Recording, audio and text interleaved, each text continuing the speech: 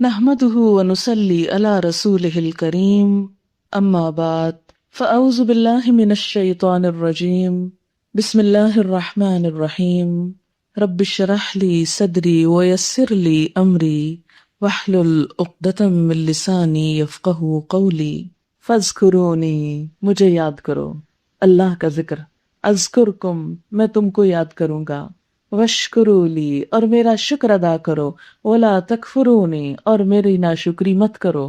تو individual life میں ہمیں دو چیزیں اپنانے کی ضرورت ہے، ایک ذکر ہے، ایک شکر ہے۔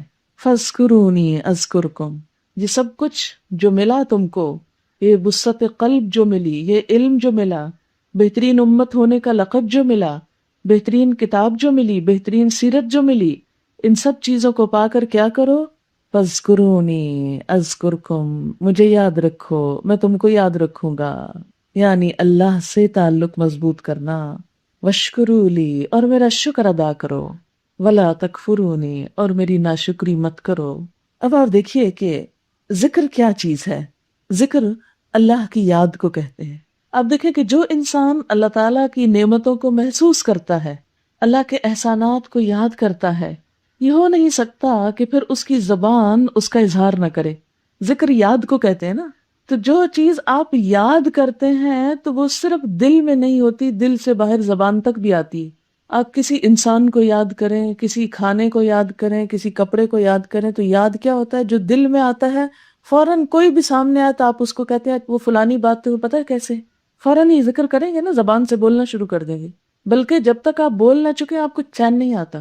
بالکل اسی طرح جن لوگوں کے دل میں اللہ کی محبت ہوتی ہے، جو اللہ کو یاد کرتے ہیں، پھر جب تک وہ اللہ کی بات نہ کر چکے ہیں ان کو چین نہیں آتا۔ لہٰذا اسی لیے ذکر چین کا سبب ہے۔ الا بذکر اللہ تطمئن القلوب، سنو اللہ کے ذکر سے دلوں کو اطمینان ملتا ہے، دل مطمئن ہوتے ہیں، سکون پاتے ہیں۔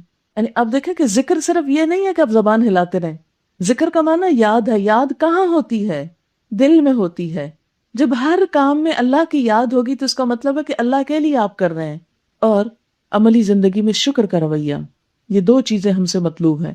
جس شخص کو یہ دو چیزیں مل گئیں وہ دنیا کا خوش قسمت ترین انسان ہے، ذکر اور شکر۔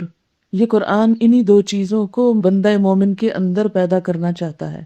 اسی لیے پہلا لفظ کہ الحمدللہ، سب تعریف اللہ کے لیے ہے، سب شکر اللہ کے لیے ہے۔ شکر اس وقت آتا ہے جب نعمتوں کا اعتراف انسان کرتا ہے، نعمتوں کا احساس کرتا ہے اور نعمت کو پا لیتا ہے۔ جب کوئی نعمت ملتی ہے تو شکر آتا ہے نا۔ تو اللہ نے دین اسلام کو اپنی نعمت کہا ہے۔ جب ہمارا اس سے تعلق ہوگا، ہم اس کو پا لیں گے تو ہمارے اندر شکر آئے گا۔ اچھا، ذکر کے بارے میں چند احادیث آپ کو بتانا چاہوں گی تاکہ ہم تھوڑا سا ذکر کی طرف توجہ کریں۔ ذکر اگرچہ یاد ہے دل میں، لیکن زبان سے اس کا اظہار بھی ضروری ہوتا ہے، اور یہ نیچرل طریقہ ہے کہ جب آپ دل میں ایک بات لائیں گے تو زبان پہ آئے گی آئے گی۔ حدیث قدسی ہے، اللہ تعالیٰ فرماتے ہیں انا عند ظن عبدی بی وانا معہ حین یذکرنی فان ذکرنی فی نفسہ ذکرتہ فی نفسی وان ذکرنی فی ملأ ذکرتہ فی ملأ خیر منہم، متفق علیہ۔ بخاری اور مسلم دونوں نے روایت کیا ہے کہ اللہ تعالیٰ فرماتے ہیں کہ میں اپنے بندے کے بارے میں کیسا معاملہ کرتا ہوں جیسا وہ میرے ساتھ گمان رکھتا ہے، پھر اگر مجھے وہ اپنے دل میں یاد کرتا ہے تو میں بھی اسے اپنے دل میں یاد کرتا ہوں، اگر وہ مجھے کسی مجلس میں یاد کرتا ہے تو میں بھی اس کو اس سے بڑھ کر زیادہ اچھی مجلس میں اس کا ذکر کرتا ہوں۔ پھر اسی طرح ذکر جو ہے وہ صرف زبان کی ایکسرسائز نہیں، اللہ کی یاد اللہ کی اطاعت بھی کرواتی ہے۔ سعید بن جبیر کہتے ہیں کہ جس نے اللہ کی اطاعت نہیں کی اس نے اس کو یاد ہی نہیں کیا، یعنی جس نے اللہ کی بات نہیں مانی گویا اس نے ذکر ہی نہیں کیا، خواہ اس کی نمازیں اور تسبیحات کتنی ہی زیادہ کیوں نہ ہو۔ انس کہتی ہیں کہ اے اللہ کے رسول صلی اللہ علیہ وسلم، مجھے کوئی نصیحت کیجیے، کوئی اچھی سی بات کہیے مجھے۔ آپ فرماتے ہیں اہجری المعاصی فانہا افضل الہجرہ، گناہ چھوڑ دو کہ یہ سب سے بہترین ہجرت ہے۔ حافظی علی الفرائض، فرائض کی حفاظت کرو، فانہا افضل الجہاد، یہ سب سے بہترین جہاد ہے۔ وَأَكْثَرِي مِن ذِكْرِ اللَّهِ كَثِيرًا، اور اللہ کا ذکر کثرت سے کرتی رہو۔ فَإِنَّكِ لَا تَأْتِينَ اللَّهَ بِشَيْءٍ أَحَبَّ إِلَيْهِ مِن كَثْرَةِ ذِكْرِهِ، کیونکہ تم اللہ کے پاس جو کچھ نیکی لے کر آؤ گی ان میں سب سے زیادہ پیاری نیکی اللہ کے نزدیک اس کا ذکر ہوگا۔ یعنی سب سے بہترین سرمایہ جو تم قیامت کے دن لے کر جاؤ گے وہ کیا ہوگا؟ اللہ کا ذکر. نبی صلی اللہ علیہ وسلم کے بارے میں آتا ہے کہ کان یذکر اللہ علی کل احیانہ، آپ اللہ کا ذکر ہر وقت ہر موقع پہ کرتے تھے. اسی لیے آپ دیکھیں کہ جو مسنون دعائیں ہیں اس میں صبح اٹھنے پر ذکر، واش روم جا رہے ہیں اندر جانے پہ ذکر، باہر نکل رہے ہیں پھر ذکر، وضو کر رہے ہیں پہلے ذکر، وضو کر چکے ہیں بعد میں ذکر، کھانا کھانے لگے اللہ کا ذکر، کھانا کھا چکے ہیں اللہ کا ذکر، چھینک آ جائے اللہ کا ذکر، کسی سے ملے السلام علیکم کہہ کے پھر ایک طرح سے ذکر، وعلیکم السلام ورحمۃ اللہ، پھر اللہ کا ذکر. پھر اسی طرح کوئی تکلیف پہنچے انا للہ و انا الیہ راجعون، کوئی اچھی چیز ہے کہ ماشاء اللہ، اور عام حالات میں سبحان اللہ، بازار جائیں پھر اللہ کا ذکر، نماز پڑھیں پھر اللہ کا ذکر، قرآن پڑھیں پھر اللہ کا ذکر، سونے لگے اللہ کا ذکر، کسی بیمار کی عادت کریں اللہ کا ذکر، گدھا بول رہا ہو تو اللہ کا ذکر، ہر موقع پر اللہ کا ذکر. تو یہ کیا ہے دراصل کہ بندہ مومن کی پہچان ہی ذکر ہے. اگر کوئی اللہ کو یاد نہیں کر رہا تو اس کا مطلب اس کا اللہ سے تعلق کوئی نہیں، کیونکہ ہمیں ہر لمحہ اللہ سے فیض پہنچتا ہے، ہر لمحہ. آپ دیکھیں اس وقت بھی آپ اللہ کے احسان سے جیتے جاگتے بیٹھے ہیں، یہاں سن رہے ہیں تو اس کا احسان ہے، دماغ اس وقت کام کر رہا ہے تو اس کا احسان ہے، سانس آ رہا ہے اس کا احسان ہے. تو جب ہر وقت ہم اس کے احسان مند ہوتے ہیں، ہر وقت اس کی ذات سے ہمیں فیض پہنچ رہا ہے، تو ہر وقت اس کو یاد کیوں نہ کریں، ہر چیز میں اس کا نام کیوں نہ لیں. آپ دیکھیں کہ آپ کو جس انسان سے محبت ہوتی، کوئی بھی کام آپ کرنے لگے آپ کو وہ یاد آ جاتا ہے، ایک قدرتی تعلق ہوتا ہے نا. اور اس کے لیے کوئی شعوری کوشش اور کوئی اپنے اوپر بوجھ ڈالنے اور اپنے آپ کو پکڑ جکڑ کے رکھنے کی ضرورت نہیں ہوتی، کیونکہ آپ کے دل میں محبت ہے. اور اللہ کی محبت کب جاگتی ہے؟ جب انسان کو اللہ کی نعمتوں کا احساس ہوتا ہے. اور وہ نعمت، سب سے بڑی نعمتوں میں نعمت جسے اللہ نعمت کہتا ہے وہ کیا ہے؟ دین اسلام، اللہ کی کتاب. تو جس شخص کا تعلق اس کتاب سے مضبوط ہوتا ہے اس کے دل میں اللہ کا شکر بڑھنے لگتا ہے، اور جس دل میں شکر زیادہ ہوتا ہے وہ دل اور زبان ذکر سے خالی رہ ہی نہیں سکتا. حدیث بخاری کی، نبی صلی اللہ علیہ وسلم نے فرمایا من قال سبحان اللہ وبحمدہ فی یوم 100 مرۃ حطت خطایاہ وان کانت مثل زبد البحر. جو شخص دن میں 100 مرتبہ یہ سبحان اللہ وبحمدہ پڑھتا ہے اس کے گناہ معاف کر دیے جاتے ہیں، خواہ وہ سمندر کی جھاگ کے برابر ہی کیوں نہ ہو. یعنی بہترین ذکر ہے، بہترین کلمہ جسے اللہ نے فرشتوں کے لیے بھی پسند کیا، سبحانک لا علم لنا. تو سبحان اللہ وبحمدہ سبحان اللہ العظیم. اب آپ کیا کریں؟ میں آپ سب سے یہ گزارش کروں گی کہ اگر آپ 100 دانوں کی تسبیح رکھ لیں اور جب آپ یہاں آ رہے ہوں اس وقت، یا اس وقت آپ سمجھے کہ بہت فریش مائنڈ ہے، آپ اپنا سبق یاد کریں، ٹھیک ہے کوئی بات نہیں. اگر اس وقت نہیں تو جب آپ گھر جا رہے ہوں سفر کے دوران اپنی تسبیح نکال لیں اور یہ 100 دانے پورے کر لیں، 100 دفعہ پورے کر لیں اپنے. اس میں آپ دیکھیں گے کہ ایون اگر کوئی بیچ میں بات بھی کر رہا ہے نا تو تسبیح کا فائدہ کیا ہوتا ہے کہ آپ وہاں پر روک لیتے ہیں اس کو اور پھر اس کی بات کا جواب دے کر. ورنہ کیا ہوتا ہے کہ دوسرے اریٹیٹ ہوتے ہیں کہ یہ کیا کر رہے ہیں، ہم سے بات ہی نہیں کرتی، کیسا انسان. عموماً دیندار لوگوں سے لوگ بدکنے لگتے، بھاگنے لگتے ان کی ایسی حرکتوں کی وجہ سے. ٹھیک ہے آپ ذکر کریں مگر اس کا یہ مطلب نہیں کہ انسانوں سے آپ قطع تعلق کر لیں اور کسی کی بات کا جواب نہ دیں اور ان کو اشاروں سے چپ کرا دیں کہ دیکھو میں تو ذکر کر رہی ہوں مجھ سے مت بولو. نہیں، آپ بات کریں لیکن ایک لمحے کا بھی وقفہ ہے تو اگلا دانہ پڑھ لیں، پھر ایک ذرا سا وقفہ ہے تو اگلا پڑھ لیں. اگر تسبیح نہیں پکڑی تو آپ کبھی پورا کر ہی نہیں سکتے، یاد ہی نہیں رہتا. انسان ایک دفعہ شروع کرتا ہے پھر اس کے بعد باتوں میں لگ جاتا ہے، پھر باتوں کے وہ پھر خاموش ہو کے بیٹھ جاتے. اس لیے اگر آپ واقعی چاہتے ہیں کہ ہماری خطائیں معاف ہوں، ہمارے گناہ معاف ہوں، تو ہمیں پراپر فارمل طریقے، فارمل سے مراد بس اتنا ہی فارمل، اس سے زیادہ ریزرو ہونے کی ضرورت نہیں، فارمل طریقے سے یعنی تسبیح پکڑ کر اپنے آپ کو منوا کر دن میں ایک تسبیح اس کی ضرور کر لینی. وضو ضروری نہیں ہے اس کے لیے، ذکر کے لیے وضو شرط نہیں. اچھا ہے اگر ہو تو، اگر نہیں تو کوئی بات نہیں. ذکر زبانی ہر موقع پہ ہو سکتا ہے. ابھی میں نے حدیث کوٹ کی نا کہ کان یذکر اللہ علی کل احیانہ، کہ نبی صلی اللہ علیہ وسلم اللہ کا ذکر کرتے تھے ہر وقت. کل احیان، کل احیان کا کیا مطلب ہے؟ حین کہتے ہیں وقت کو. اب ہر وقت میں تو وضو نہیں ہو سکتا نا. آگے آپ سورۃ آل عمران میں پڑھیں گے کہ اللہ تعالیٰ کے پیارے بندے الذین یذکرون اللہ قیاما وقعودا وعلی جنوب، اللہ کو یاد کرتے رہتے ہیں کھڑے بیٹھے لیٹے، لیٹ کے بھی. اب رات کو مثلاً آپ کی آنکھ کھل گئی سوتے سوتے اچانک، اب آپ کو نیند نہیں آ رہی، اب آپ وضو کرنے جائیں گے، وضو کرنے جائیں گے تو اور بھی نیند چلی جائے گی. آپ ذکر نہیں کریں گے، نہیں کریں گے، کیونکہ کہیں بھی کسی حدیث میں یہ نہیں کہا گیا کہ وضو کے بغیر یہ ذکر نہ کرو. وضو شرط ہے بس دو چیزوں کے لیے لازم ہے، اس کے بغیر وہ دو کام نہیں ہوتے، ایک نماز اور دوسرے طواف۔ باقی عبادات جو ذکر وغیرہ کے لیے، تلاوت کے لیے وضو افضل ہے، لازم نہیں، افضل۔ افضل کا مطلب کیا ہو تو بہت اچھا، بہت ہی عمدہ، لیکن اگر نہیں تو اس وضو کے نہ ہونے کی وجہ سے ذکر نہیں چھوڑیں، تلاوت نہیں چھوڑیں۔ مثلا صبح کے وقت آپ قرآن پاک پڑھ رہے ہیں، آپ کا وضو باقی نہیں رہتا، آپ بند نہیں کر دیں گے، پڑھتے چلے جائیں، بس صرف وہ جو ہاتھ رکھا تھا ٹیکسٹ پر وہ نہ رکھیں، جو خالی صفحہ ہے اس کو آپ بغیر وضو کے بھی آگے پیچھے کر سکتے ہیں۔ یعنی عربک عبارت پر ہاتھ نہیں رکھیں گے، لیکن جو خالی کاغذ ہے جس پہ عربی نہیں لکھی ہوئی، یا یہ جلد ہے جس پر کوئی قرآن کی آیت نہیں لکھی ہوئی، تو اس کو آپ اٹھا کے کھول سکتے ہیں اور اس طرح پڑھ سکتے ہیں۔ یہ جو ہم نے ناروا پابندیاں دین میں لگا لی نا اپنے اوپر، خود ساختہ سیلف میڈ ایڈیشن آف دین، ایک تو اللہ نے دین بھیجا نا اور ایک ہم نے خود بنایا۔ یہ جو خود بنایا ہوا دین ہے یہ بڑا سخت ہے، ضرورت سے زیادہ سخت ہے، جو پریکٹیکل ہے ہی نہیں۔ تو جو دین خود بنایا ہوا ہے یہ پریکٹیکل نہیں، لہٰذا خدا کے لیے اپنے اوپر آسانی کریں اور جو خود ساختہ چیزیں ان کو ایک طرف رکھ دیں اور بس وہی لیں جو اللہ اور اس کے رسول صلی اللہ علیہ وسلم نے فرمایا، بہت ہلکے پھلکے ہو جائیں گے اور اطمینان کی وہ کیفیت آئے گی جس سے پہلے نہیں۔ اب اس کے لیے علم ضروری ہے کہ کون سی چیزیں ہم نے خود بنا لی اور کون سی اللہ اور اس کے رسول صلی اللہ علیہ وسلم نے فرمائی کہ جن کی پابندی ضروری ہے۔ اور پھر فرمایا وَاشْكُرُوا لِي وَلَا تَكْفُرُونِي، اور میرا شکر کرو، میری ناشکری مت کرو۔ کیوں؟ اس لیے کہ شکر کرو گے تو اور نعمتیں دوں گا۔ لَإِن شَكَرْتُمْ لَأَزِيدَنَّكُمْ، اگر تم نے شکر کیا میں ضرور اور زیادہ تم کو دوں گا۔ شکر نعمتوں میں اضافے کا سبب بنتا ہے، اللہ کو خوش کرنے کا سبب بنتا ہے، اور ناشکری اللہ کو ناراض کرتی ہے، اسے کفر سے تعبیر کیا گیا۔ آپ صلی اللہ علیہ وسلم نے فرمایا مومن کا حال بھی عجیب ہے کہ ہر کام میں اس کے لیے سراسر بھلائی ہی بھلائی ہے، اسے جب راحت یعنی خوشی، سکون، آرام ملتا ہے تو شکر کرتا ہے اور اس طرح اسے اجر ملتا ہے، یعنی نعمت بھی ملی، شکر پر اجر بھی مل گیا۔ اور اسی طرح اگر مصیبت آتی ہے تو صبر کرتا ہے اور اس پر بھی اس کو اجر ملتا ہے۔ اچھا شکر کیا ہے؟ شکر دل میں سب سے پہلے جاگتا ہے، دل کے احساس کا نام۔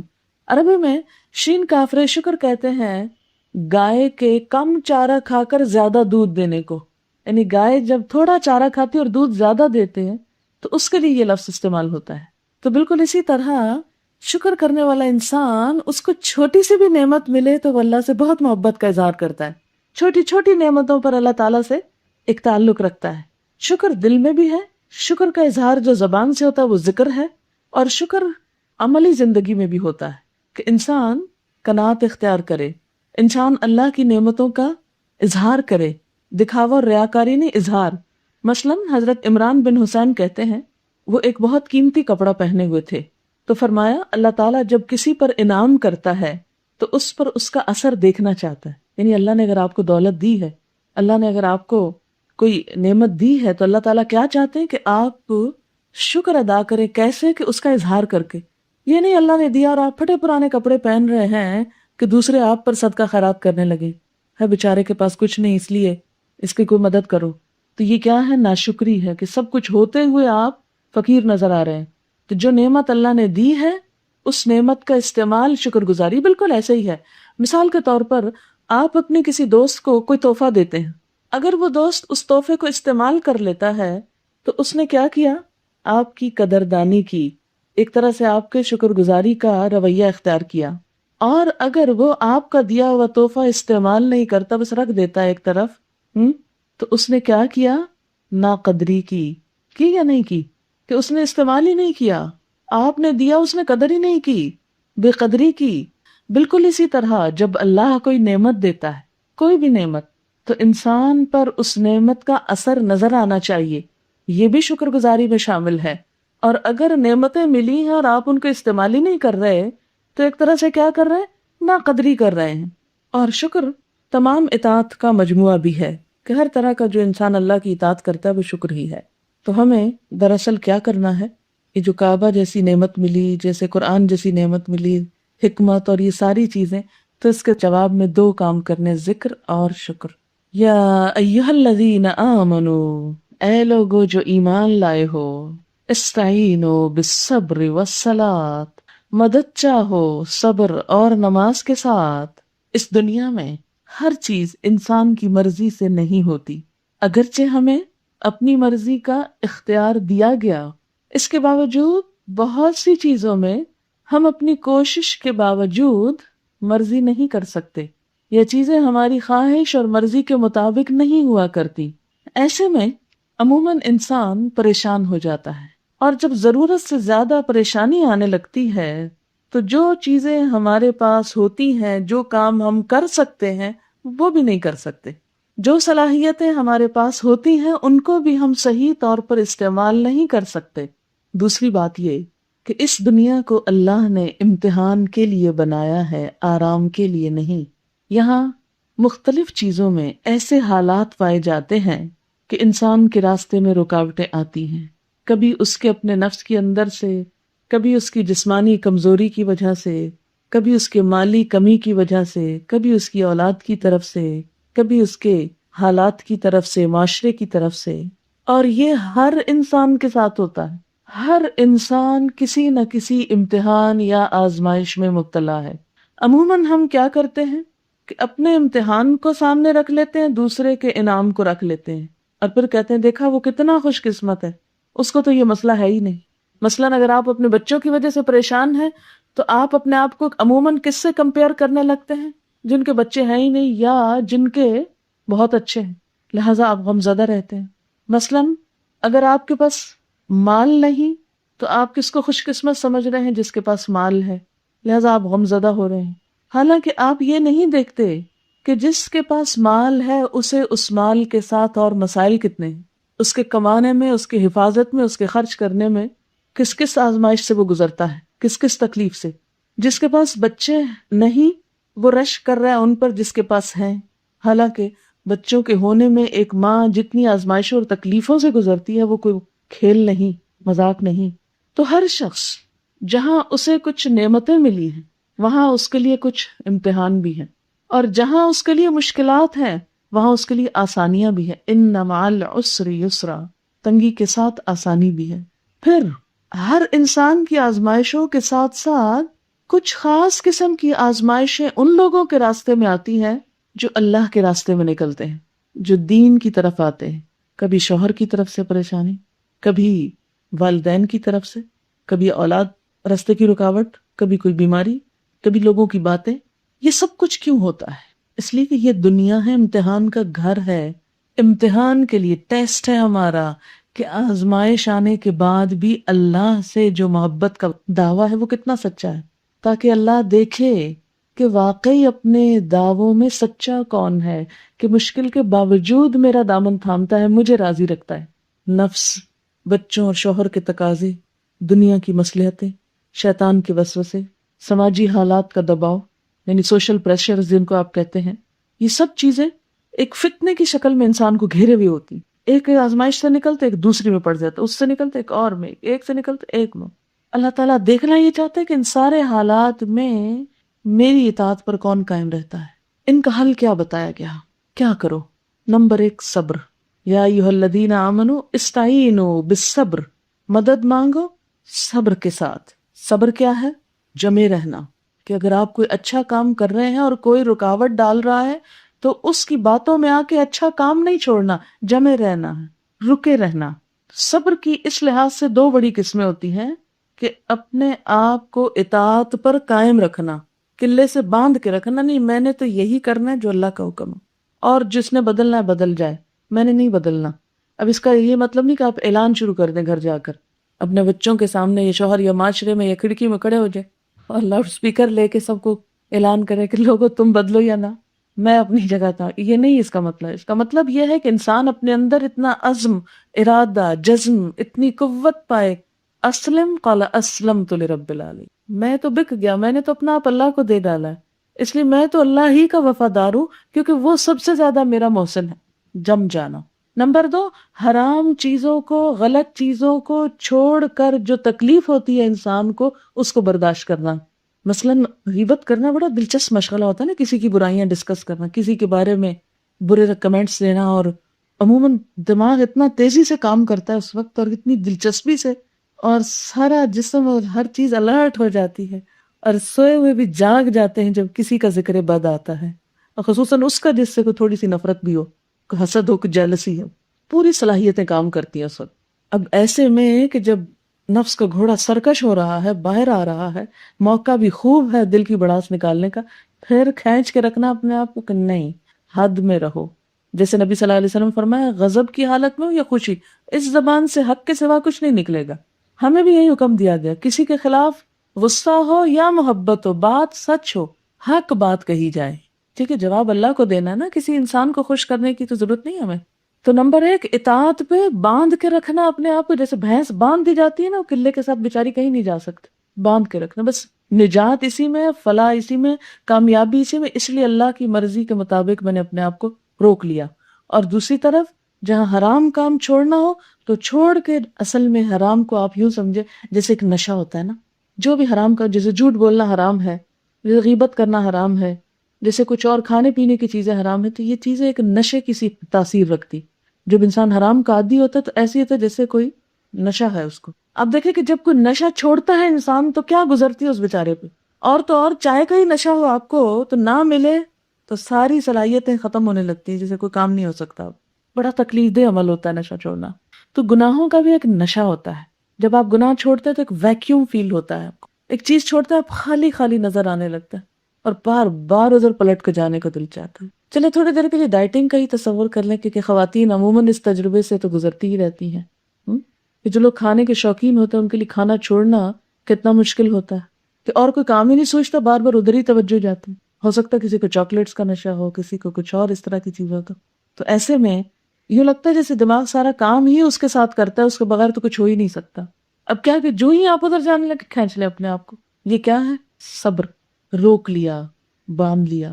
فرمایا زندگی میں جو بھی امتحان آئے تو کیا کرو؟ صبر کرو، استعینوا، اللہ کی مدد چاہو، لیکن اللہ کی مدد کس کے لیے آتی ہے؟ جو صبر کرتا ہے، جو اللہ کی اطاعت کرتا ہے، حرام سے بچتا ہے، اسے مدد ملے گی۔ اور جب دل بہت ٹوٹنے لگے، بہت ہی پریشانی ہونے لگے، تو پھر کیا کرو؟ اپنے اللہ کو یاد کرو، والصلاۃ، نماز پڑھنا شروع کرو، فرض نماز کے علاوہ نفل، صلاۃ حاجت۔ نبی صلی اللہ علیہ وسلم کا طریقہ کیا تھا کہ جب بھی کوئی اہم معاملہ پیش آتا فوراً نماز پڑھتے، کوئی اہم معاملہ، کوئی اہم کام، کوئی مشکل، تو سب سے بہترین وظیفہ نماز۔ اکثر جب لوگ میرے پاس آتے ہیں اور کہتے ہیں کہ ہماری یہ مشکل ہے، ہم کو وظیفہ بتا دیں، اور میں ان سے جب یہ کہتی ہوں کہ نفل پڑھ کے، صلاۃ حاجت پڑھ کے آپ دعا کریں، تو ان کو یہ کام بڑا مشکل لگتا ہے۔ کہتے کو وظیفہ بتا دیں، بیٹھ کے زبان ہلاتے رہیں کافی ہے، یہ کیا بات ہے، اٹھو وضو کرو اور پھر ایکسرسائز ساتھ ہو۔ پھر آپ دیکھیں گے کہ یہ خالی بیٹھ کے وظیفہ کرنے سے زیادہ افیکٹو چیز ہوتی۔ کیوں؟ کہ دکھ کے حالت میں جب ہم اٹھتے ہیں، جا کے ٹھنڈے پانی سے وضو کرتے ہیں، تو آدھا دکھ تو ادھر ہی دھل جاتا ہے۔ اس کے بعد جب ہم ایک خاص ایکسرسائز کرتے ہیں، کنسنٹریشن کرتے ہیں، تو کچھ اس میں نکل جاتا ہے۔ پھر جب دعا مانگتے ہیں، رو لیتے ہیں اللہ تعالیٰ کے آگے، تو باقی اس میں نکل جاتا ہے۔ پھر ایک ہوپ، ایک امید، ایک یقین، ایک ایمان ایسا پختہ ہوتا ہے کہ انسان چین میں آ جاتا ہے۔ جیسے ایک مریض کا آپریشن ہو جاتا ہے نا، تو وہ نکل جاتی ہے خرابی اندر سے، بالکل نماز کے ساتھ ایسے ہی نکل جاتی ہے اندر سے، انسان اطمینان میں آ جاتا ہے، سکون میں آ جاتا ہے۔ اور صلاۃ حاجت تو ویسے بھی بڑا مؤثر نسخہ ہے۔ تو جب کوئی اہم موقع ہو، جہاں دل گھبرانے لگے، پریشان ہونے لگے، کچھ ستانے لگے، کوئی حاجت پوری نہ ہو، بس یہی طریقہ کرے، کیونکہ یہ طریقہ اللہ تعالیٰ بتا رہے ہیں، جس نے دینا ہے نا ہم کو، وہ خود بتا رہا ہے کہ اس طریقے سے آؤ میرے پاس۔ اس لیے پورے یقین کے ساتھ اس نماز کو پڑھے۔ شیطان پڑھنے نہیں دے گا، وہ کہے گا نہیں نہیں، نماز تو روز ہی پڑھی جاتی ہے 5 وقت، کچھ اور پڑھو۔ خوشی کے لیے شکرانے کی نماز ہوتی ہے، جب کوئی خوشی ملے تو شکر کی نماز، کیونکہ شکر پہ اگر نماز پڑھتے ہیں تو آپ کو مزید انعام ملتے ہیں اور زیادہ نعمتیں۔ یعنی شکر کے وقت نماز کیا ہے؟ اس نعمت کی حفاظت ہے، گویا آپ نے باندھ لی اپنے ساتھ وہ نعمت۔ جیسے آپ کو کوئی چیز ملے تو آپ اس کو پرس میں ڈال کے بند کر لیتے ہیں، گرہ لگا کے اس کو رکھ لیتے ہیں، بالکل ایسے ہی جب خوشی ملے تو آپ شکرانے کے نفل ادا کرتے ہیں، گویا باندھ کے رکھ لیے اپنے پاس۔ یا ایھا الذین آمنوا استعینوا بالصبر والصلاۃ، اور جس خاص کانٹیکس میں سیقول السفہاء، وہ بے وقوف لوگ جو باتیں کریں گے تمہارے خلاف، پروپیگنڈا کریں گے، کیونکہ دین کی طرف لوگوں کو بلانا بھیڑوں کے چھتے میں ہاتھ ڈالنا ہے۔ اپنے بھی مخالف ہوں گے اور دوسرے بھی۔ اور ایک بات یاد رکھیں اور اس کو آزما لیں آپ، کہ جب آپ دین پہ عمل کرنے لگتے ہیں یا لوگوں کو دین کی طرف بلانے لگتے ہیں، تو سب سے زیادہ حساس وہ ہوتے ہیں جو اپنے دنیا کے کاروبار کو دین کے نام پہ کر رہے ہوں، ان کے مفادات پہ زد لگتی ہے، یا آپ کے دین کی طرف آنے سے جن کے مفاد پہ زد پڑتی ہو کسی بھی قسم کی. آپ دیکھیں نا کیسے نہیں وہ آپ کے خلاف ہوں گے جب آپ ان کی غلامی سے نکل کے اللہ کے غلام بننے جا رہے ہیں تو وہ تو ناراض ہوں گے. دوست ناراض ہوں گے کہ آپ نے اب ان کی بات ماننے کے بجائے اللہ کی ماننی شروع کر دی. شوہر ناراض ہوں گے کہ اب آپ ان کی بات ماننے کے بجائے اللہ کی بات مانی. اللہ کو بڑا کیوں سمجھ لیا آپ نے؟ لا الہ الا اللہ کیوں کہتی ہیں؟ اسی طرح معاشرہ کہ آپ نے ہمارا طریقہ چھوڑ کر کوئی اور اختیار کر لیا، واہ اب ہم آپ کو جینے دیں، آ جاؤ واپس ہمارے ہی طریقے پر. جیسے قوم لوط نے کہا تھا نا کہ واپس آ جاؤ گے ورنہ اب سنسار کر دیں گے تم کے، چھوڑیں گے نہیں. معاشرہ کیا چاہتا ہے؟ ہم اس کی مرضی کے مطابق جئیں، اور رشتہ دار کیا چاہتے ہیں؟ ہم ان کی مرضی کے مطابق جئیں. اور ہمارا محسن کیا چاہتا ہے؟ کہ ہم اس کی مرضی کے مطابق جئیں. اب ان میں سے آپ کو چوائس کرنا ہے کہ آپ کو کس کی مرضی کے مطابق جینا ہے. اور ویسے بھی نصیحت اور تنقید سب سے زیادہ بری لگتی ہے انسان کو. جب آپ اپنی زبان سے کیا عمل سے بھی کسی کو نصیحت کرنے لگیں گے کہ دیکھو یہ غلط ہے، یہ کرنا ہے، تو وہ خود ہی دشمن ہو جائے گا آپ کا. لیکن یاد رکھیں یہ وقتی مشکل ہوتی ہے، وقتی. جب آپ جمے رہتے ہیں نا تو سب اکوموڈیٹ کر لیتے ہیں اپنے آپ کو. وہ کہتے ہیں اس نے نہیں بدلنا، ہمیں ہی بدل جانا چاہیے، اب ہمیں ایکسپٹ کر لینا چاہیے. 2-4 دن مشکل ہوگی، اس کے بعد عادی ہو جائیں گے. یہ بالکل ایسے ہی کہ جیسے اگر آپ کی راہ میں ایک بڑا پتھر آ جائے اور آپ ہلا نہ سکے تو آپ کیا کہتے ہیں؟ اچھا اس کو تو میں نہیں ہلا سکتی، اب راستہ ہی بدل لو. راستہ بدل لیتے ہیں آپ. تو عربی میں صبر میں یہ مفہوم بھی آتا ہے کہ جیسے کشتی کے اندر بیلنس قائم کرنے کے لیے پتھر رکھنا. اور کیا فرمایا؟ ان اللہ مع الصابرین، اللہ صبر کرنے والوں کے ساتھ ہے، اللہ ان کے ساتھ ہے. جو صبر کر کے جم جاتا ہے اسے اللہ کی مدد ضرور حاصل ہوتی. اس لیے وقتی طور پر لوگوں کے پروپیگنڈے اور مخالفت سے گھبرانا نہیں، ڈرنا نہیں، پریشان نہیں ہونا، اپنی جگہ سے ہلنا نہیں، بس کرنا ہے جو اللہ نے چاہا وہی کرنا ہے. اپنے دل میں پکا ارادہ رکھیں، زبان کم سے کم استعمال کریں، زبان سے کچھ بھی نہ کہیں، بولے ہی نہ کچھ، چپ کر کے سنتے رہیں لوگوں کی باتیں، ہلکا سا مسکرا دیں اور بس. اس بات کی کبھی کوشش نہ کریں کہ میں ذرا جلدی سے فلانے کے اعتراض کا جواب دے دوں اور میں ذرا جلدی سے اس کو چپ کرا دوں اور میں ذرا اس کو مزہ چکھا دوں. نہیں، جب ہم سب کچھ اللہ کے لیے کر رہے ہیں زیر لب یہ کہہ لیا کریں فَسَيَكْفِيكَهُمُ اللَّهُ، جو مخالفت کر رہے ہیں کرتے جائیں، ان قریب جلد ہی کافی ہو جائے گا تجھ کو ان کی طرف سے اللہ. اللہ جواب دے گا، اللہ صفائی پیش کرے گا، اللہ ان کے دل میں ڈالے گا. اور آپ دیکھیں کیا ہوا، نبی صلی اللہ علیہ وسلم کی جان کے دشمن بالآخر آپ کے مطیع و فرما بردار ہوئے کہ نہیں ہوئے؟ نا، لیکن تھوڑا وقت لگا. ہم بھی اپنے مخالفوں کو تھوڑا وقت دیں. آپ دیکھیں کہ 2 چیزوں کا یہاں ذکر کیا گیا، صبر اور نماز. نماز کب تک پڑھی جاتی ہے؟ زندگی کے آخری لمحے تک. تو صبر بھی کب تک چاہیے؟ زندگی کے آخر تک، دنیا سے رخصت ہونے تک صبر. وَلَا تَقُولُوا، اور خاص طور پر صبر کب؟ جب کوئی بہت بڑا نقصان ہو جائے.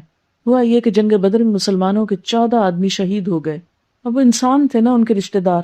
لوگوں نے کہا کیا دیا اسلام نے تمہیں، تمہارے تو بندے ہی چلے گئے، اور کیا فائدہ ہوا تمہیں مسلمان ہونے کا، اتنا بڑا نقصان ہو گیا تمہارا. کیونکہ موت سب سے بڑا نقصان ہے جس کی تلافی کوئی نہیں. ہر چیز کی تلافی ہو جاتی، موت کی تلافی نہیں ہوتی. اس لیے اللہ تعالیٰ نے ان شہداء کے بارے میں کیا فرمایا؟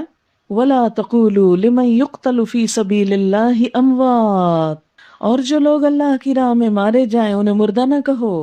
شہداء کو مردہ نہ کہنا ان کی عزت اور احترام کے لیے ہے، لیکن ان کی زندگی برزخ کی زندگی ہے، دنیا کی زندگی نہیں ہے.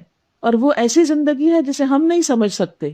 اسی لیے فرمایا بل احیاء، بلکہ وہ زندہ ہیں. کون سی زندگی؟ برزخ کی زندگی زندہ ہیں. ولیکن لا تشعرون، لیکن تم شعور نہیں رکھتے، تمہیں نہیں پتا چلتا ان کی زندگی کا. اب آپ دیکھیں کہ لوگ صرف اتنا لفظ لیتے ہیں بلکہ وہ زندہ ہیں، اور پھر ان کی زندگی کو ہماری زندگی پہ قیاس کر لیتے ہیں، اور پھر ان کے ساتھ ایسے ہی معاملہ کرنے لگتے ہیں جیسے بالکل زندہ انسان کے ساتھ کیا جاتا ہے. بعض اوقات ان سے دعائیں مانگنے لگتے ہیں، بعض اوقات ان کے ساتھ جا کے قبر کے پر باتیں کرنے لگتے ہیں کہ یہ زندہ ہی سن رہے ہیں اندر. آپ دیکھیں کہ کوئی شخص زندہ بھی ہو تو دیوار کے پیچھے نہیں سن سکتا. اس لیے ان کی زندگی پہ کیا فرمایا؟ زندہ ہیں لیکن برزخ کی زندگی ہے. اور کیسی زندگی ہے؟ تمہیں اس کا کوئی شعور نہیں، تمہیں نہیں پتا وہ کیسی زندگی، تم نہیں پہچانتے اس زندگی کے. وَلَٰكِن لَا تَشْعُرُونَ. اور پھر صرف زندگی ہی کا نقصان نہیں بلکہ زندگی میں اور بھی بڑے بڑے نقصان آئیں گے. اس لیے فرمایا وَلَنَبْلُوَنَّكُمْ بِشَيْءٍ مِّنَ الْخَوْفِ وَالْجُوعِ وَنَقْصٍ مِّنَ الْأَمْوَالِ وَالْأَنفُسِ وَالثَّمَرَاتِ، ہم ضرور آزمائیں گے تم کو۔ اللہ نے پہلے ہی بتا دیا، وارننگ دے دی کہ ضرور امتحان ہوگا تمہارا۔ کون کون سا پرچہ ہے؟ بِشَيْءٍ مِّنَ الْخَوْفِ، پہلا خوف کا، والجوع دوسرا بھوک کا، ونقص من الاموال تیسرا مال کا نقصان، والانفس چوتھا جان کا نقصان، پانچواں والثمرات پھلوں کا نقصان۔ ان سارے نقصانوں میں کرنا کیا ہے؟ صبر۔ تو جو صبر کرے اس کے لیے کیا ہے؟ وبشر الصابرین، بشارت دے دو صبر کرنے والوں کو، خوشخبری دے دو۔ اب دیکھیں کہ اللہ تعالیٰ نے اپنے دوست ابراہیم علیہ السلام کو ہر چیز سے آزمایا تھا، ان میں سے ایک ایک چیز سے آزمائے گئے تھے۔ ہم بھی اگر ان کے طریقے پر چلیں گے تو زندگی میں آزمائشیں آئیں گی۔ اچھا یاد رکھیں کہ بعض اوقات دین کے راستے میں آزمائشیں آتی ہیں، لیکن ہمیشہ یاد رکھیں کہ کبھی یہ نہیں ہو سکتا کہ آپ دین سے دور ہوں اور آزمائش نہ آئے آپ کو، اس میں بھی آزمائشیں ہیں، اللہ کی نافرمانی میں بھی آزمائشیں، اس لیے کہ دنیا ہے امتحان کا گھر۔ تو خوش قسمتی نہیں کہ آزمائش اللہ کے راستے میں تو رہو، نہ کہ گناہ میں۔ وَلَنَبْلُوَنَّكُمْ، اور البتہ ہم ضرور آزمائیں گے تم کو، بِشَيْءٍ مِّنَ الْخَوْفِ، ساتھ ایک چیز کے خوف میں سے، خوف۔ اب دیکھیں کہ اگر ہم نبی صلی اللہ علیہ وسلم اور صحابہ کرام کی تاریخ پڑھیں تو یہ سب چیزیں ان پر بھی آئیں۔ مثلا خوف، جنگ احزاب سے پہلے مدینہ میں طرح طرح کا خوف پایا جاتا تھا، اور خوف کا یہ عالم تھا کہ ایک دفعہ آپ صلی اللہ علیہ وسلم نے حضرت سعد سے کہا کہ ہے کوئی جو میرا پہرا دے تاکہ میں رات کو سو سکوں، کیونکہ آپ کی جان کو بھی خطرہ اور خوف تھا۔ تو وہ عرض کرتے ہیں کہ انہوں نے پہرا دیا اور آپ صلی اللہ علیہ وسلم سوئے۔ پھر آپ نے وہ بچوں کی کتاب میں مشہور قصہ پڑھا ہوگا کہ ایک دفعہ مدینے سے باہر لوگوں نے کہا دشمن آ رہا ہے، تو سب ڈرے ہوئے تھے، تو آپ صلی اللہ علیہ وسلم گھوڑے کی پیٹھ پر بیٹھ کر دور تک گئے اور جا کے جائزہ لیا اور لوگوں کو آ کر کہا کہ کوئی دشمن نہیں آ رہا۔ تو وقتاً فوقتاً خوف کی خبریں مسلمان معاشرہ سنتا رہتا تھا کہ ادھر سے دشمن حملہ کر رہا ہے، ادھر سے کر رہا ہے، ادھر سے کر رہا ہے۔ سیم ہمارے ساتھ ہے، روز اخبار پڑھتے ہیں تو کوئی نہ کوئی جنگ کی خبر کسی نہ کسی اینگل سے دی ہوئی ہوتی ہے کہ پاک انڈیا ٹینشنز کی یا کوئی اور اگر اجتماعی خوف نہ بھی ہو تو انڈیویجولی ہمارے گھر کون سے بہت امن میں ہے، ہر گھر کے اوپر رائفل لیے گارڈ کیوں کھڑا ہے؟ خوف ہے نا۔ پھر والجوع، اور بھوک۔ عائشہ رضی اللہ تعالیٰ عنہا عرض کرتی ہیں کہ بعض اوقات ایک چاند کے بعد دوسرا چاند نظر آ جاتا اور ہمارے گھر میں چولہا نہیں جلتا تھا۔ تو ان کے بھانجے نے پوچھا کہ خالہ پھر آپ کس چیز پہ گزارا کرتے تھے؟ اگر چولہا نہیں جلتا تھا تو کیسے زندہ رہتے تھے؟ فرمایا دو کالی چیزوں پر، الاسودان، اور یہ محاورہ بولا انہوں نے، کھجور اور پانی کے لیے لفظ اسودان استعمال ہوتا تھا۔ اسی طرح جنگ خندق میں آپ کو معلوم ہے نبی صلی اللہ علیہ وسلم نے اپنے پیٹ پر کیا باندھا ہوا تھا؟ دو پتھر باندھے ہوئے تھے، کس لیے؟ بھوک کی وجہ سے۔ کچھ اور جنگوں میں بھی اسی طرح آپ دیکھتے ہیں کہ کس طرح ایک کھجور کھانے کے بعد اس کی گٹلی اس وقت تک چوسی جاتی تھی جب تک وہ ختم نہیں ہو جاتی تھی تاکہ بھوک کا احساس نہ ہو۔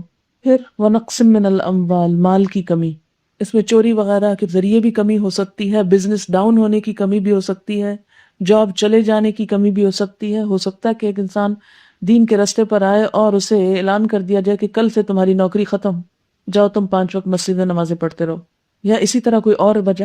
والانفس، اور نفسوں کی کمی یعنی موت۔ اور اس کے علاوہ بعض اوقات مال کی کمی کی وجہ سے صحابہ کرام کے پاس پورا لباس نہیں ہوتا تھا۔ حضرت ابو ہریرہ اپنے بارے میں بھی کہتے کہ اتنا لباس نہ تھا کہ میں اپنا پورا جسم ڈھانپ سکوں۔ حضرت مصعب بن عمیر جو پہلے معلم تھے مدینہ کے، ان کے بارے میں آتا ہے کہ جب وہ کفر کی حالت میں تھے اتنے امیر تھے کہ ان کا لباس مکہ سے باہر شام کی طرف سے سل کر آتا تھا، ایک جوڑا پہننے کے بعد دوبارہ نہیں پہنتے تھے۔ سب سے قیمتی خوشبو لگاتے تھے کہ جدھر سے گزرتے تھے تو پیچھے دیر تک خوشبو باقی رہتی اور خوشبو کی وجہ سے پہچانے جاتے تھے کہ یہاں سے مصعب گزرے ہیں۔ لیکن جب اسلام لائے، ماں نے سخت ری ایکشن کیا اور کہا میں نہ کھاؤں گی نہ پیوں گی اور تم نکل جاؤ، اور سب کچھ چھن گیا ان سے۔ بہرحال اللہ کے رسول صلی اللہ علیہ وسلم نے ان کو مدینہ بھیجا تعلیم کے لیے۔ وہاں جب ان کا انتقال ہوا تو مصعب کو جب کفن پہنایا گیا، سر ڈھانکتے تو پاؤں ننگے ہو جاتے، پاؤں ڈھانکتے تو سر ننگا ہو جاتا۔ آخر سر ڈھانک کر پاؤں پر گھاس ڈال دی گئی۔ اسلام کے لیے دی جانے والی قربانیوں کے نتیجے میں یہاں تک حالت پہنچی، سب کچھ دے ڈالا کہ مرتے وقت کفن بھی پورا نہ ملا۔ ہم جیسا کوئی دیکھتا تو کہتے ہائے بیچارے، نہیں، انہوں نے جنت کے سودے کیے تھے، اس لیے کسی بھی چیز کی کمی ان کے اندر کبھی احساس کمتری نہیں پیدا کیے تھے۔ ہمارے پاس تو کچھ نہیں ہوتا تو ہم ایک انفیریورٹی کمپلیکس کا شکار ہو جاتے ہیں. ہم لوگوں کو فیس نہیں کر سکتے کہ ہائے کوئی کہے گا اس کے پاس یہ بھی نہیں، ایسا کپڑا نہیں، ایسا جوتا پہنا ہوا ہے، ایسے گھر میں رہتے ہیں، یہ کھاتے ہیں، مثلاً. اور ہماری پھر ساری زندگی صرف لوگوں کے مقابلے میں گزر جاتی ہے اور ہم کوئی زندگی میں اچھا کام کرنے کا وقت ہی نہیں پاتے. بس ثمرات، پھلوں کی کمی، کھیتوں کا نقصان. اور آپ دیکھیں کہ یہ سب کچھ صحابہ کرام پر کیوں گزرا؟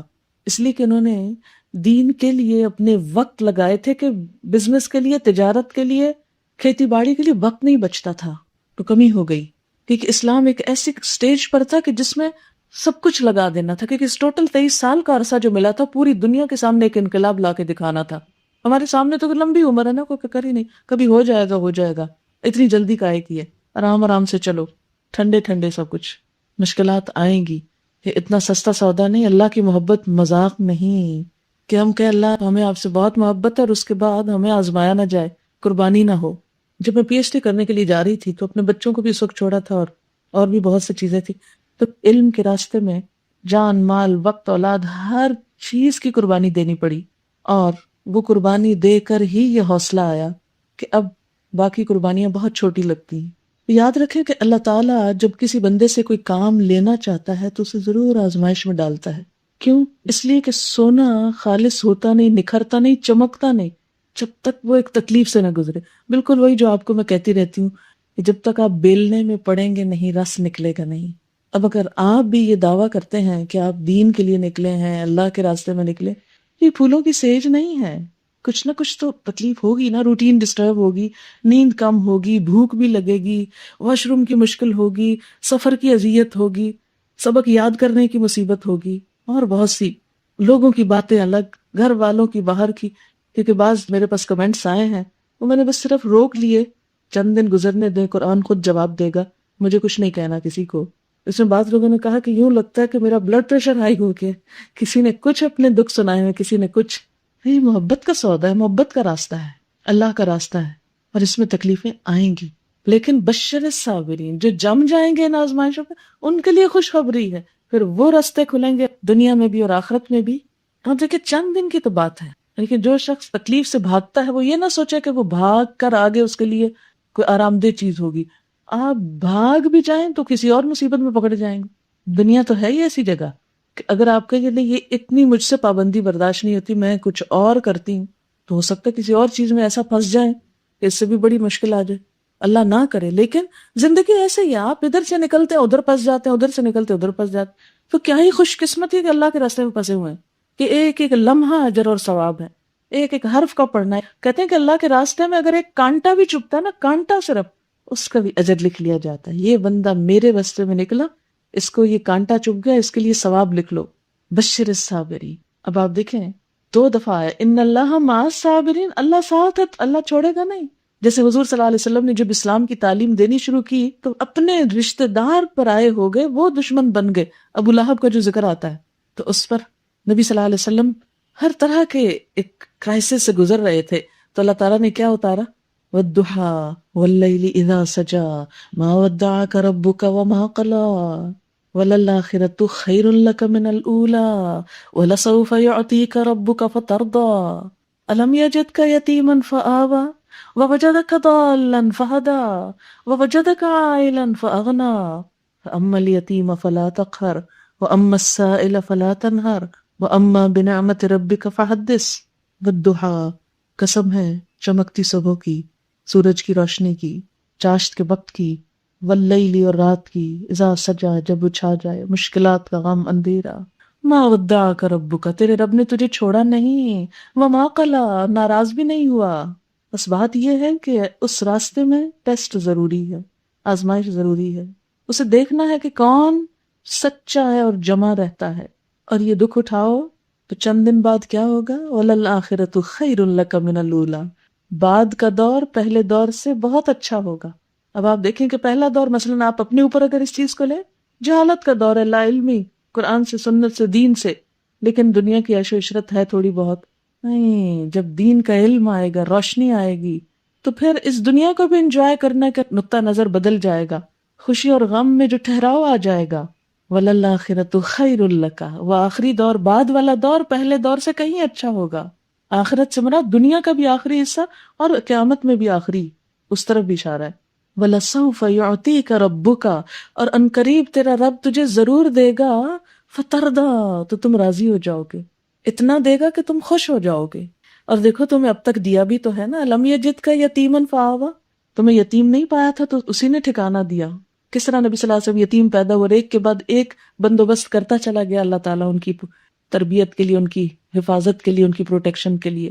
وَوَجَدَكَ ضَالًّا، اور راہ گم پایا، کیونکہ آپ صلی اللہ علیہ وسلم کے پاس سب کچھ ہوتے ہوئے ایک تڑپ تھی کہ مجھے کیا کرنا چاہیے، جسے خلا ہوتا نا، سب کچھ ہوتے ہوئے بھی انسان بے چین ہو کہ نہیں ابھی کچھ کمی ہے، وہی کیفیت آپ کی تھی، اور اسی لیے غار حرا جاتے تھے، اسی لیے وہ ریاضتیں کرتے تھے، تو اللہ نے نبوت دے دی اس کیفیت میں تمہیں۔ وَوَجَدَكَ ضَالًّا فَهَدَىٰ، وَوَجَدَكَ عَائِلًا، اور تمہیں مفلس پایا، فَأَغْنَىٰ، پھر غنی کر دیا۔ کس طرح آپ کی تجارت چمک اٹھی۔ تو یہ سب کیوں ہے ٹیسٹ؟ تاکہ تم معاشرے کے گرے پڑے لوگوں کے ساتھ حسن سلوک کرو۔ فَأَمَّا الْيَتِيمَ فَلَا تَقْهَرْ، جس کے اپنے دل کو چوٹ نہ لگی ہو وہ کسی چوٹ والے کا دکھ سمجھ ہی نہیں سکتا۔ تم یتیم کو جھڑکو مت، اس پہ غضب نہ کرو۔ اور وَأَمَّا السَّائِلَ فَلَا تَنْهَرْ، اور سوالی کو جھڑکو مت، کہ کوئی دین کی بات پوچھنے آئے تو جھڑک کے مت چپ کرا دو۔ وَأَمَّا بِنِعْمَةِ رَبِّكَ فَحَدِّثْ، اپنے رب کی نعمتوں کا اظہار کرو، اس کا ذکر کرو۔ تو بات یہ ہے کہ جو شخص بھی جنت کا سوداگر ہے، اللہ کی محبت چاہتا ہے، اسے ٹیسٹ سے گزرنا ہوگا۔ جو جم جائے گا، اور جمتی کیا چیز ہے جو واقعی کام کی ہوتی، اور جھاگ اور کوڑا کرکٹ اور خس و خاشات تنکے وہ اڑ جاتے، ہلکی چیزیں اڑتی ہیں نا، چلی جاتی ہیں، بہہ جاتی ہیں۔ جو مضبوط سالڈ چیز ہوتی ہے وہ جم جاتی ہے، رک جاتی۔ انسانوں میں سے بھی ایسے جو خس و خاشاک ہوتے ہیں نا، ہلکے قسم کے لوگ، تھوڑ دلے، وہ اڑ جاتے ہیں، بہہ جاتے ہیں، چلے جاتے ہیں۔ اور جو واقعی محبت کے دعوے میں سچے ہوتے ہیں وہ دکھوں تکلیفوں کے باوجود جم جاتے ہیں۔ وَبَشِّرِ الصَّابِرِينَ، خوشخبری دے دو صبر کرنے والوں کو۔ بشر الصابرین پہ ایک واقعہ تھوڑا سنانا چاہتی ہوں۔ امام زین العابدین نے فرمایا جب اللہ تعالیٰ سب کو میدان حشر میں جمع کرے گا تو ایک آواز دینے والا آواز دے گا کہ صبر کرنے والے کدھر ہیں؟ قیامت کے دن آواز ہے کہ صبر کرنے والے کہاں ہیں؟ حساب سے پہلے ہی جنت میں جائیں گے کیونکہ ان کا حساب نہیں ہوگا۔ یہ سنتے ہی ایک گروہ اٹھ کھڑا ہوگا، فرشتے ان سے پوچھیں گے کدھر چلے؟ یہ کہیں گے جنت کی طرف۔ یہ کہیں گے ابھی حساب تو ہوا نہیں۔ وہ کہیں گے جی ہاں ہم صابرین میں سے ہیں۔ فرشتے کہیں گے تمہارا صبر کیا تھا؟ وہ جواب دیں گے ہم مرتے دم تک اللہ کی اطاعت پر اور اس کی نافرمانی سے رکنے پر صبر کرتے رہے۔ پس کہا جائے گا جاؤ جنت میں، عمل کرنے والوں کا اجر بہت اچھا ہے۔ وبشر الصابرین الذین اذا اصابتهم مصیبۃ، وہ لوگ کہ جب ان کو کوئی مصیبت آتی، جب بھی کوئی دکھ آتا ہے، جب کوئی تکلیف آتی ہے، قالوا کہہ اٹھتے ہیں انا للہ و انا الیہ راجعون۔ یہ دکھ، یہ مصیبت، یہ نقص، یہ کمی، یہ مال، یہ جان، یہ پھل جو چلے گئے تو ہم بھی جانے والے ہیں، ہم بھی تو اللہ کے لیے انا الیہ راجعون۔ دنیا میں کس چیز نے باقی رہنا ہے؟ اگر آج مجھ سے کوئی چیز چلی گئی تو کل ان سب سے بھی چلی جائے گی، ہر چیز کو جانا ہے۔ کل من علیہا فان الذین اذا اصابتهم مصیبۃ قالوا انا للہ و انا الیہ راجعون، کہ وہ لوگ جب ان کو کوئی مصیبت آتی ہے تو کہہ اٹھتے ہیں بے شک ہم اللہ کے لیے ہیں اور اسی کی طرف لوٹ کر جانے والے ہیں۔ دکھ اور تکلیف کے موقع پر چیخنا چلانا، ایسا ری ایکشن ظاہر کرنا کہ جس سے اللہ تعالیٰ بھی ناراض ہو اور مشکل بھی آسان نہ ہو، اس کا کچھ فائدہ نہیں۔ عموماً غم کے آنے پر ہمارا رد عمل کیا ہوتا ہے؟ ہم بعض اوقات چلانے لگتے ہیں، بعض اوقات اپنے بال نوچنے لگتے ہیں، بعض اوقات مجنونانہ حرکتیں کرنے لگتے ہیں، بعض اوقات اللہ کے خلاف بولنے لگتے ہیں۔ تھوڑی دیر کے لیے سوچیں ان میں سے کون سی حرکت ایسی ہے جس سے ہمارا غم دور ہو جائے گا، یا جو ہو گیا وہ پلٹ جائے گا۔ اللہ تعالیٰ کا مقابلہ کبھی کوئی کر سکا؟ کوئی نہیں۔ تو پھر ہمیں وہ کام کرنا چاہیے جس سے کچھ فائدہ ہو، اور فائدہ کس میں ہے؟ انا للہ و انا الیہ راجعون۔ نہ صرف زبان سے ادا کیا جائے بلکہ دل کی گہرائیوں سے اس شعور کو اپنے اندر تازہ کیا جائے کہ یہ چیز چلی گئی تو مجھے بھی جانا ہے، وہ پہلے چلی گئی مجھے بعد میں جانا ہے، اور وہ پہلے جا کر میرے لیے اجر کا سبب ہو گئی۔ کیونکہ حضرت حسین بن علی رضی اللہ تعالیٰ عنہ سے مروی ہے کہ آپ صلی اللہ علیہ وسلم نے فرمایا جس کسی مسلمان مرد یا عورت کو کوئی مصیبت پہنچے اور جب کبھی اس کو یہ تکلیف یاد آ جائے اور وہ انا للہ و انا الیہ راجعون پڑھے تو اللہ تعالیٰ اس پر ثواب لکھوا دیتا ہے جتنا پہلے دن کے صبر اور انا للہ پر لکھا گیا تھا، اگرچہ اس مصیبت کو کتنا ہی زمانہ گزر گیا ہو۔ کوئی 10 سال پرانا دکھ یاد آ گیا، آتے ہی آپ نے کیا کہا، انا للہ و انا الیہ راجعون۔ تو پہلی دفعہ جب صبر کر کے یہ پڑھا تھا اور جتنا ثواب ملا تھا وہ سارا دوبارہ آپ کے نامہ اعمال میں لکھا گیا، چاہے کتنا ہی عرصہ گزر چکا ہو۔ اسی طرح حضرت ابو سلمہ، حضرت ام سلمہ کے شوہر ایک دفعہ گھر آتے ہیں اور بتاتے ہیں کہ میں نے اللہ کے رسول صلی اللہ علیہ وسلم سے ایک بہت خوبصورت دعا سیکھی ہے، تم بھی سیکھ لو۔ حضرت ام سلمہ یاد کر لیتی ہیں، دعا کیا ہے؟ اللہم اجرنی فی مصیبتی واخلف لی خیرا منہا، اے اللہ مجھے میری مصیبت کا اجر دے اور اس سے بہتر چیز عطا کر۔ ابو سلمہ بتاتے ہیں کہ نبی صلی اللہ علیہ وسلم نے فرمایا کہ جو شخص اس دعا کو پڑھتا ہے غم کے موقع پر اللہ تعالیٰ اس کے غم کو اچھے حال میں بدل دیتے ہیں۔ اس اللہ کی بندی نے دعا یاد کر لی، ہوا کیا، ابو سلمہ کا انتقال ہو گیا۔ اس موقع پر انہوں نے یہی دعا پڑھی اور سوچ رہی تھی پڑھتے وقت کہ ابو سلمہ سے اچھا انسان کون ہو سکتا ہے۔ پھر کیا ہوا کہ کچھ عرصے کے بعد نبی صلی اللہ علیہ وسلم نے ان کو پروپوز کیا تو انہیں اپنی وہ دعا یاد آئی، اچھا اللہ کے رسول صلی اللہ علیہ وسلم کا وعدہ سچا ہی ہے، یہ بات جھوٹی نہیں ہو سکتی۔ لیکن عموماً ہم غم اور دکھ کے موقع پر وہ پڑھنے کی بجائے جو پڑھنا چاہیے وہ بولنے لگتے ہیں جو نہیں بولنا چاہیے، اور حاصل کچھ بھی نہیں ہوتا۔ اللہم اجرنی فی مصیبتی واخلف لی خیرا منہا، اللہ یہ چیز تو چلی گئی تو مجھے اس سے بہتر دے دے، اور اللہ دیتا ہے، اس کے خزانوں میں کس چیز کی کمی ہے۔ اور یہاں دیکھیں قرآن کے الفاظ میں وعدہ ہے اللہ کا، اولئک علیہم صلوات من ربہم، ان لوگوں پر رب کی عنایتیں نوازشیں ہوں گی، ورحمت، اللہ کی رحمت آئے گی جو دکھ کے موقع پر ایسا رویہ اختیار کریں، وَأُولَئِكَ هُمُ الْمُهْتَدُونَ، اور یہی لوگ ہدایت یافتہ ہیں جو ایسے، یعنی عام حالات میں اچھا بن کے رہنا تو کوئی اچھائی نہ ہو، وہ تو ٹھیک ہے جب ہر چیز آپ کی مرضی کی ہے تو آپ بھی پھر اچھے بنے ہوئے ہیں۔ بات یہ ہے کہ جب ہر چیز آپ کی مرضی کے خلاف ہونے لگے پھر آپ اچھے بن کے دکھائیں، یہ ہے اصل اچھائی۔ اسی لیے اللہ تعالیٰ دکھ تکلیف کے موقع پر پازیٹیولی ری ایکشن کرنے والوں کو مہتدون کہتے ہیں کہ یہ ہدایت پا چکے ہیں، یہ ثابت ہو گیا کہ یہ ہدایت پر ہیں۔ اہدنا الصراط المستقیم کا یہاں عملی نمونہ ہے، اور صبر کا بہت بڑا نمونہ ایک عورت جس کا نام ہاجرہ تھا، جو اپنے بچے کو لے کر تنہا مکہ میں چھوڑ دی گئی، شوہر کے بغیر، دین کے لیے ایک قربانی کرنے کے لیے، تنہا، کوئی آبادی نہیں، کوئی شہر نہیں، کوئی بازار نہیں، کوئی مددگار نہیں، کوئی ہمسایہ نہیں، کوئی دوست نہیں، کوئی نہیں، دودھ پیتا بچہ ہے اور وہ اکیلی ہے بے آب و گیا وادی میں، جو تھوڑا بہت کھانے پینے کا سامان ہے وہ بھی ختم ہو گیا ہے، شوہر جا چکا ہے کہ اتنے میں بچہ پیاس سے تڑپ اٹھتا ہے، کہیں پانی نہیں، قریب ہی 2 پہاڑیاں ہیں، دوڑتے دوڑتے ایک پہاڑی پہ چڑھ جاتی کہ شاید اونچا جا کے آس پاس پانی دیکھ سکے، کچھ نظر نہیں آتا، سامنے ایک اور پہاڑی ہے، اس سے اترتی ہیں، بھاگتے بھاگتے دوسری پہ چڑھ جاتی، وہاں آس پاس دیکھتی کوئی پانی نہیں، تنہا، کوئی مددگار نہیں، سامنے میدان میں پڑا بچہ رو رہا ہے، ایڑیاں رگڑ رہا ہے، ماں پانی تلاش کر رہی ہے، پھر واپس آتی ہے اس پہاڑی پر، ادھر سے کچھ نہیں ملتا، دیوانہ وار دوسری طرف جاتی، زبان سے کوئی شکوہ نہیں، کوئی رونا دھونا نہیں، کوشش جاری ہے بس کہ مشکل آسان ہو جائے۔ اللہ کو یہ ادا اتنی پسند آتی کہ رہتی دنیا تک کے لوگوں کے لیے، عورتوں اور مردوں کے لیے حج کا ایک رکن بنا دیا گیا کہ طواف کے ساتھ صحیح بھی ہوگی، عورت کی قربانی دین کی خاطر، اس گھر کو آباد کرنے کے لیے۔ ٹھیک ہے بنایا تھا ابراہیم علیہ السلام نے، آباد کس کی وجہ سے ہوا؟ حضرت ہاجرہ کی وجہ سے ہوا، ایک عورت کی وجہ سے۔ ہم سمجھتے عورت کیا کر سکتی، اور عورت کو یہ قربانی کرنے کی کیا ضرورت ہے کہ وہ گھر چھوڑے اور گھر سے نکلے اور کہیں دوسرے شہر جائے، اور اللہ کی نظر میں یہ عمل اتنا پسندیدہ تھا کہ بچہ جب ایڑیاں رگڑ رہا تھا تو وہاں سے ایک چشمہ پھوٹ پڑا، اتنا بہترین چشمہ کہ اب اس کے پانی کو جب انالائز کیا گیا ہے تو پتہ چلا ہے کہ یہ شفا بھی ہے، ایک غذا بھی ہے، اور عام پانی میں جس طرح بیکٹیریا پیدا ہو جاتا ہے اس کے اندر ایک کافی عرصے تک نہیں ہوتا، اور جہاں اس کا سورس تلاش کیا گیا ہے تو بس ریت کے اندر سے پھوٹ رہا ہے، زمین کی تہہ سے، کسی سمندر یا کسی اور جگہ سے اس کا کوئی کنیکشن نہیں، تو اللہ کی خاص عنایت۔ تو جب کوئی انسان اللہ کے لیے ایسی قربانی دیتا ہے کہ سب کچھ چھٹ جائے، ہر چیز، نہ کھانا نہ پینا نہ انسان، کوئی زندگی کی ضرورت پاس نہیں، تنہا ہے بیابان اور ریگستان میں، اللہ ایسی قدردانی کرتا ہے کہ پاؤں کے نیچے سے چشمہ پھوڑ نکالتا ہے جو رہتی دنیا تک باقی. آپ دیکھیں کہ مکہ کے سب چشمے جب سوکھ گئے تو زمزم کبھی نہیں سوکھا اس طرح.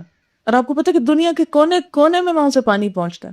آپ ذرا یہاں کراچی میں کرائیں بورنگ اور ہر وقت دھڑکا لگا رہتا ہے، معلوم نہیں اس کا پانی کب اور نیچے چلا جائے. کئی علاقوں میں چلا جاتا ہے، کچھ عرصہ اگر بہت سے لوگ نکالنے لگے تو پانی کی سطح گر جاتی، پھر اور زیادہ نیچے جانا پڑتا ہے اور لیکن اس پانی کے سوتے نہیں سوکھے. ہزاروں لاکھوں گیلن روز نکلتا ہے، لاکھوں کا مجمع ہوتا ہے جو روز وہاں پی رہا ہوتا ہے، پھر گھروں کو بھی لے لے کے جا رہے ہوتے ہیں کنٹینر بھر بھر کے، روز نکل رہا ہے وہاں سے اور اس کے باوجود ختم نہیں ہوتا. کیا یہ معجزہ نہیں ہے پانی کا نکلنا؟ جو جیتی جاگتی مثال ہے اسلام کی سچائی کی، اور اس بات کی دلیل ہے اللہ قدردان ہے. وآخر دعوانا ان الحمد للہ رب العالمین. سبحانک اللہم و بحمدک نشہد ان لا الہ الا انت نستغفرک و نتوب الیک. والسلام علیکم ورحمۃ اللہ وبرکاتہ.